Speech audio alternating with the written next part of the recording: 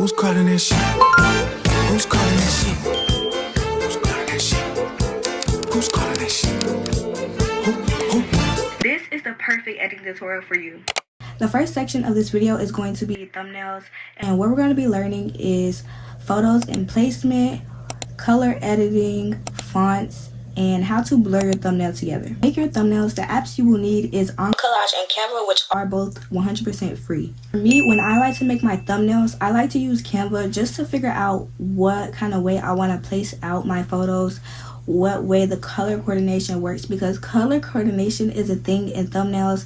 That is mainly the reason why your videos aren't getting picked up by viewers. Make color schemes for your thumbnails. What I mean by that is, look at this thumbnail. This thumbnail, you can obviously see what kind of color scheme there is, what's the main color for the video, and what you're going to expect. But if you look at this video, yes, I know guys, this is one of my old videos. If you look at this video's thumbnail, you'll start to wonder, like, where is the coordination at all? Like, what makes this video special? It just looks all over the place.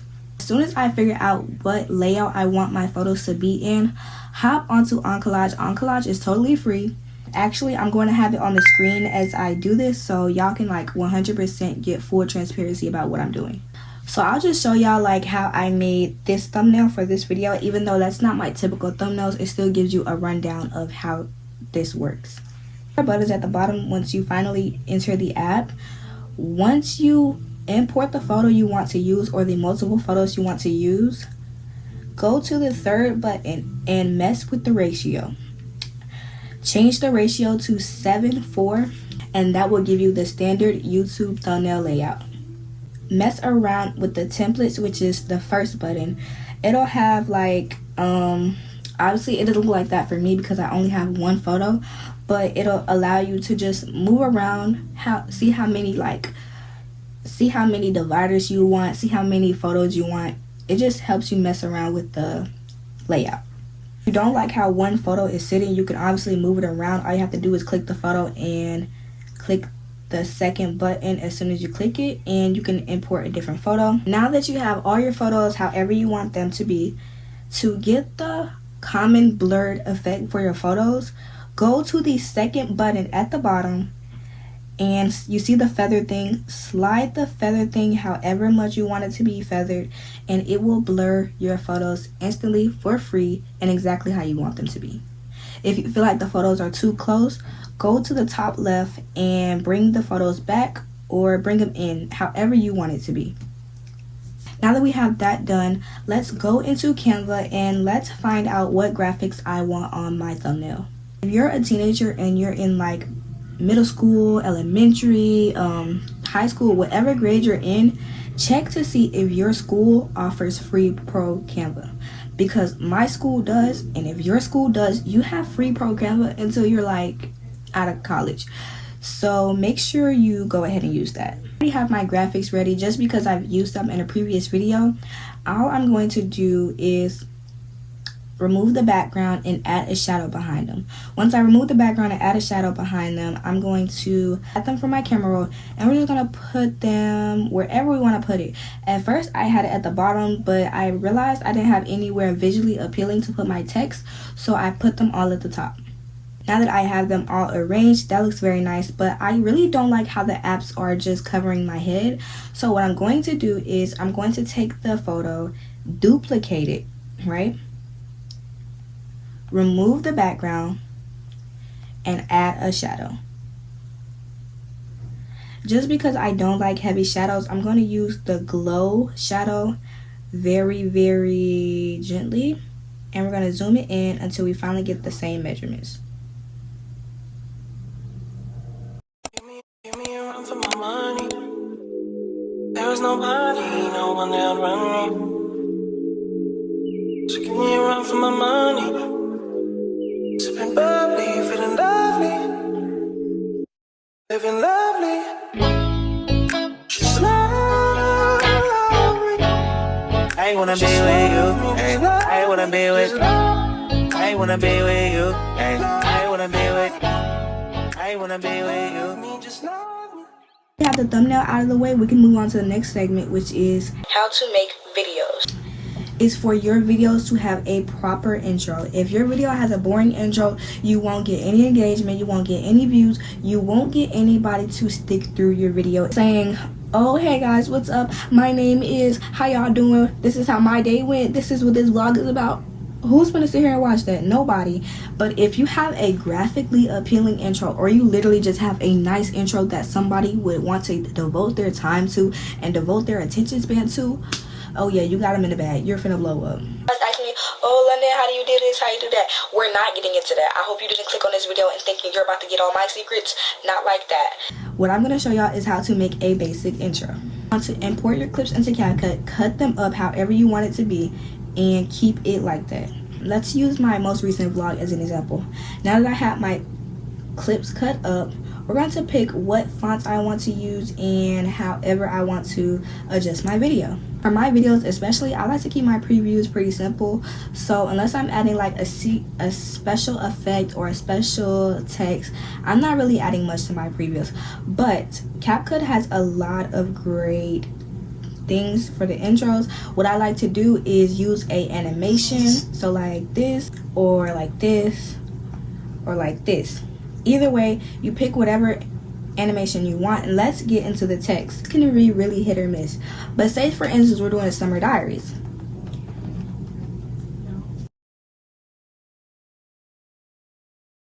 We can use any of the preset features for CapCut. If we're keeping this 100% free, we definitely can. So we're going to go to shadow and we're going to put a shadow behind it. But oh, I don't like how that shadow looks. For me especially, once y'all put this harsh shadow on your videos, I'm starting to question like, why did you do this? Because I don't want to see this harsh shadow, but I want to see the text. So for me personally, I would lower the opacity and bring the distance back and calm the blur down. This way you have this cool, nice airbrush effect. Animations, we don't really have to do anything simple, but for CapCut they have really nice free animations. So I'm just going to show y'all some of my favorite. We have the blurry wiping. Text options can go on. It's just how you make a basic preview.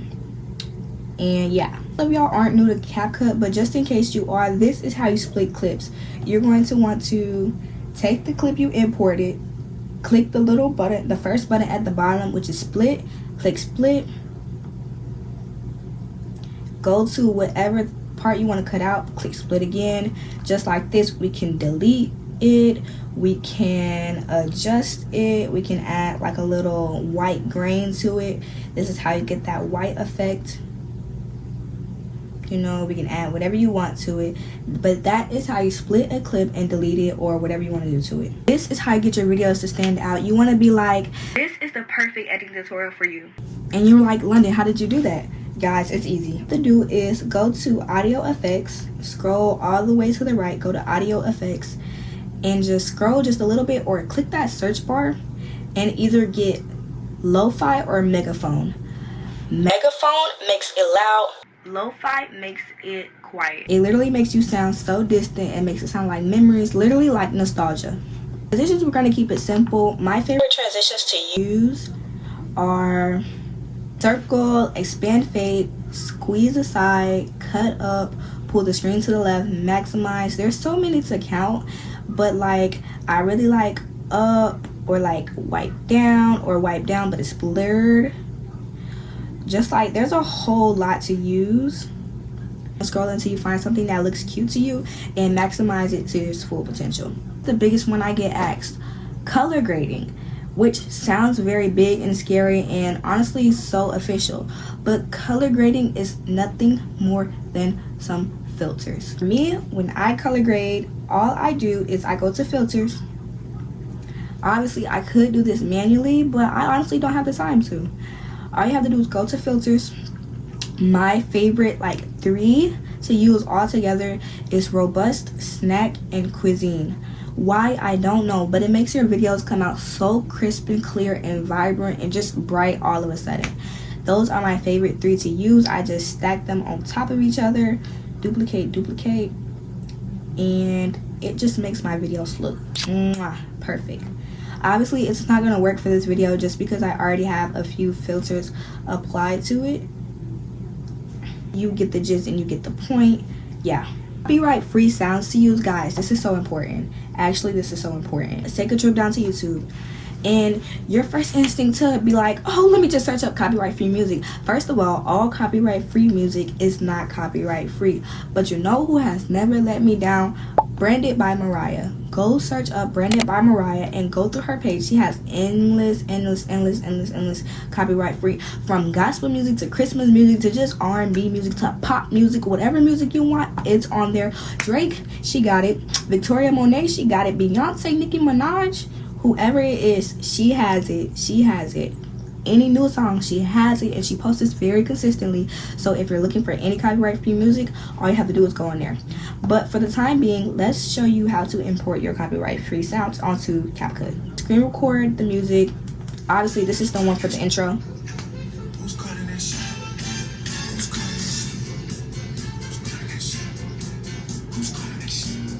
Okay, now that we have that all together, stop the screen recording.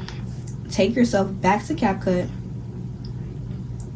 Go to audio, extract, and we're going to extract and add audio, and this is how we get the audio. Very simple, very easy, and you can adjust with the fade so it can seem like it's gradually coming in and gradually leaving as well. Let's play with the sound effects. Whenever you have some type of text coming in or you have an overlay popping on the screen, whatever it is, you want to add like some sort of sound effect with it, just so it can't seem like it's so flat and boring when you want your videos to be like three-dimensional.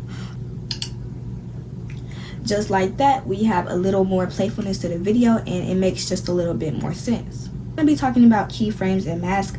Honestly, this is just a little bit too advanced to be talking about in this video, and I really don't want to go too in depth with it. Even I, as a person who has constantly gotten like supported for her work, congratulated for her work, y'all, I can barely use keyframes into this, and other people are doing way crazier stuff. So I'm just going to go very gently into keyframes.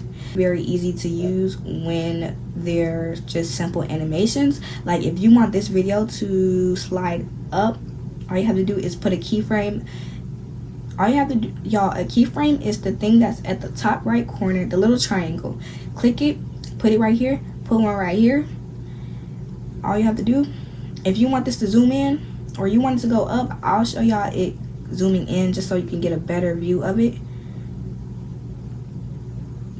You go to the end of it or whatever that keyframe you placed, put it right there, zoom it in. Now, you want to say, oh, well, this doesn't look smooth enough. Go in between the keyframes and click the little graphs button. The graphs button is literally right next to the keyframe. It's so simple and fun to do once you're not doing a crazy animation, but I'm telling you, y'all, once you start getting to the crazier stuff, you're gonna wish you never knew what a keyframe was. Mask is how you get that little box in effect like I'm doing right now. For mask, all you have to do is click the clip you're using, go to mask. And for me, I really like to use either the circle or the rectangle. Either way, click it. And you can literally just play around with the size however you want it to be. You can feather it out, which gives it this effect. Or whatever you want it to do, you can literally do it. How you get these crazy graphics? I don't want to get too much into this because, again, this is a basic editing tutorial. But I'm just going to say it like this, guys. Go to Canva. Search up frames. Use your creativity. Use your mind.